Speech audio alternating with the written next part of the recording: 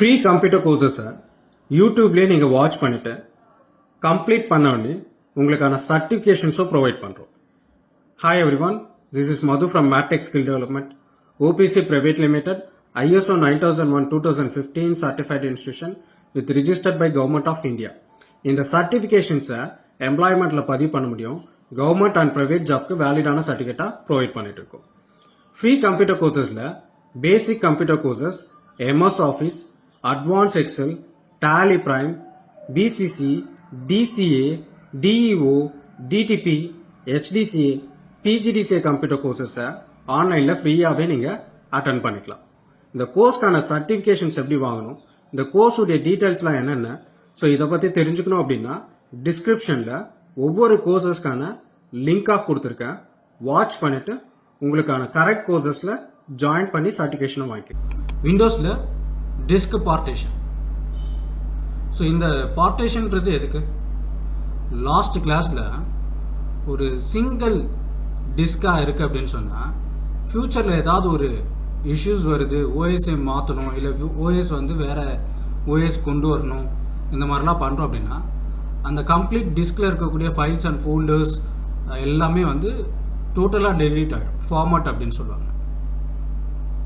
But இந்த process நடக்காமல் இருக்கணும்னா அப்போ டிஸ்கை பார்ட்டேஷன் பண்ணிவிட்டு என்னுடைய ஓன் ஃபைலெல்லாம் ஒரு டிஸ்கில் நான் ஸ்டோர் பண்ணிக்கலாம். இந்த ஆப்ரேட்டிங் சிஸ்டம் ரிலேட்டடாகவும் இன்ஸ்டாலேஷன் பண்ண ஃபைல்ஸ் எல்லாம் டிஃபால்ட்டாக அந்த ட்ரைவ்க்குள்ளே ஸ்டோர் ஆகும். ஃபார் எக்ஸாம்பிள், உங்களுடைய ஓஎஸ் வந்து விண்டோஸ் அப்படின்னு சொன்னால் அது என்ன வெர்ஷன்னா இருக்கட்டும், எந்த வெர்ஷன் வேணாலும் இருக்கட்டும், அந்த வெர்ஷனுடைய லோகோ சிம்பிள் காமிக்குது அப்படின்னு சொன்னால் ஸோ இந்த ட்ரைவில் தான் சாஃப்ட்வேரை இன்ஸ்டாலேஷன் பண்ணுற ஃபைல்ஸ் எல்லாம் ஸ்டோர் ஆகும், ப்ளஸ் வந்து ஆப்ரேட்டிங் சிஸ்டம் ஃபைல்ஸ் எல்லாம் ஸ்டோர் ஆகும். ஸோ இந்த டிஸ்கை பார்ட்டேஷன் பண்ணதுனால தான் அடுத்த ஒரு ட்ரைவ் நமக்கு வந்து ஷோ ஆகுது. இதில் பர்சனல் ஃபைல்ஸ் அண்ட் ஃபோல்டர்ஸ் இந்த மாதிரி வைக்கலாம். ஆர் ஒரு சில சாஃப்ட்வேர் இன்ஸ்டால் பண்ணுறதும் அந்த ஃபைலில் நம்ம டீலிங் கொண்டு வரலாம் தேவையில்லை அப்படின்னு தான் சொல்லலாம். ஸோ அப்போது என்கிட்ட டிஸ்க்கு டபுளாக இருக்குது.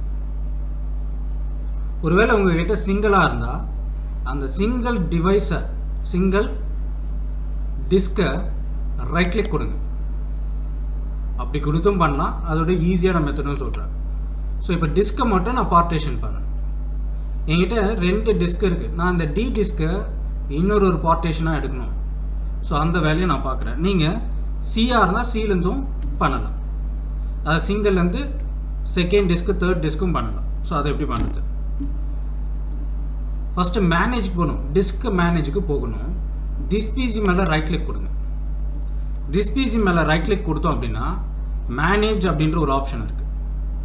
ஸோ மேனேஜை கிளிக் பண்ணுங்க. ஒரு பாப்அப் பாக்ஸ் வரும். இந்த பாப்அப் பாக்ஸில் டிஸ்க் மேனேஜ்மெண்ட், ஸ்டோரேஜில் டிஸ்க் மேனேஜ்மெண்ட்டை கிளிக் பண்ணுங்க. ஆல்ரெடி பார்ட்டேஷனில் சின்ட்டு ஒன்று இருக்குது, டின்ட்டு ஒன்று இருக்குது. அது இல்லாமல் பை டிஃபால்ட்டாக ஒரு சம் MB எடுக்கிறதுக்காக எடுத்துக்கும், அது டிஸ்க் 0 பார்ட்டேஷன் இருக்கும். சரி, ஓகே. அப்படியே கீழே வந்தோம் அப்படின்னு சொன்னால், ஸோ நான் அந்த 100 MB ஒரு டிஸ்காக எடுத்திருக்கு, சி ஒரு டிஸ்காக எடுத்திருக்கு, நியூ ஒன். இப்போ உங்கள்கிட்ட சிங்கிள் டிஸ்க்கு தான் இருக்குது அப்படின்னா வெறும் ஜஸ்ட் 2 மட்டும் இருக்கும்,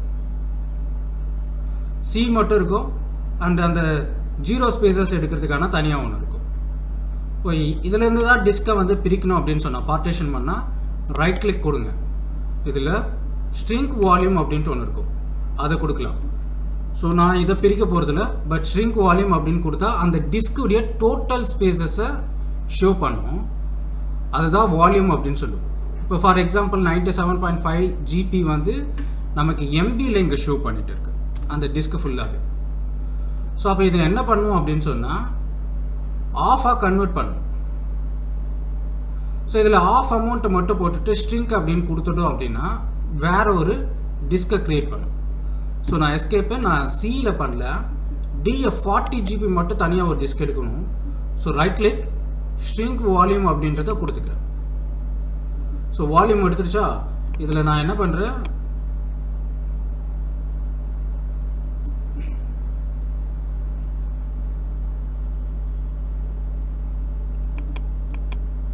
இதில் just 37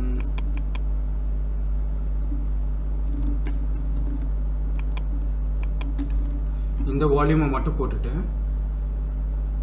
ஸ்ட்ரிங்கை ஏன்னா அதை டிவைட் பண்ணணும் ஸ்ப்ளிட் பண்ணுறது இப்போ எம்பியை 1 ஜிபியாக கன்வெர்ட் பண்ணணும் அப்படின்னு சொன்னால் கன்வெர்ட் பண்ணணும். ஃபார் எக்ஸாம்பிள் 100 MB சேர்ந்தது தான் 1000 MB சேர்ந்தது தான் 1 GB. அப்போ எத்தனை ஜிபி வேணுமோ அத்தனை எம்பியை வந்து கன்வெர்ட் பண்ணுவேன். இப்போ நான் வெறும் 30 GB அதாவது 30 GBக்கு மட்டும்தான் நான் வந்து ஸ்ட்ரிங் பண்ண போகிறேன், தனி டிஸ்காக எடுக்க போகிறேன். ஸோ ஸ்ட்ரிங்க் அப்படின்னு கொடுத்துட்டேன். ஸோ எனக்கு க்ரியேட் ஆகிடுச்சு. நியூ வால்யூம் டீலேருந்து அடுத்தது வந்து பார்த்திங்கன்னா அன்அலோகேட்டட் ஸ்ட்ரிங்க் ஆகிட்டு டிஸ்கை பிரிச்சுட்டு பட் அந்த ஸ்பேஸை வந்து அன்அலோகேட்டடாக இருக்குது. ஸோ அலோகேட் பண்ணணும்.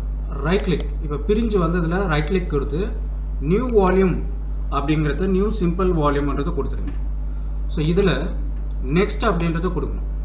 ஸோ இந்த கொடுத்துருக்கக்கூடிய எம்பி தானே நமக்கு அது ட்ரைவாக வேணும். எஸ் அப்படியே இருக்கட்டும். நெக்ஸ்ட்டு இதில் அந்த டிரைவருக்கான நேம் வந்து ABCDன்றது கொடுக்க போகிறீங்களா, ஈலே இருக்கட்டும், வேறு எதுவும் மாற்றாதீங்க. ஜஸ்ட் நெக்ஸ்ட் அப்படின்னு கொடுத்துக்கோங்க. நியூ வால்யூம் அந்த டிஸ்குடைய நேம் வந்து நியூ வால்யூம்னு வேணுமா இல்லை அந்த நேம்க்கான நம்ம வெளியே போய் ரைட் கிளிக் கொடுத்தோம் சேஞ்ச் பண்ணிக்கலாம். நான் பர்சனல் அப்படின்னு சொல்லிடுறேன். நெக்ஸ்ட்டு ஃபினிஷ் அப்படின்னு கொடுத்தா ட்ரைவ் ஃபார்மட் ஆகும். ஃபார்மட் ஆகி அந்த ட்ரைவ் க்ரியேட் ஆகிடும். ஸோ இப்போ இதை க்ளோஸ் பண்ணிடலாம், இதையும் க்ளோஸ் பண்ணிடலாம். திஸ் பிசியை ஓப்பன் பண்ணுறேன். இப்போ ட்ரைவ் பாருங்கள், எனக்கு 3 டிஸ்கை வந்து ட்ரைவ்ஸை 3 ட்ரைவாக பிரிச்சு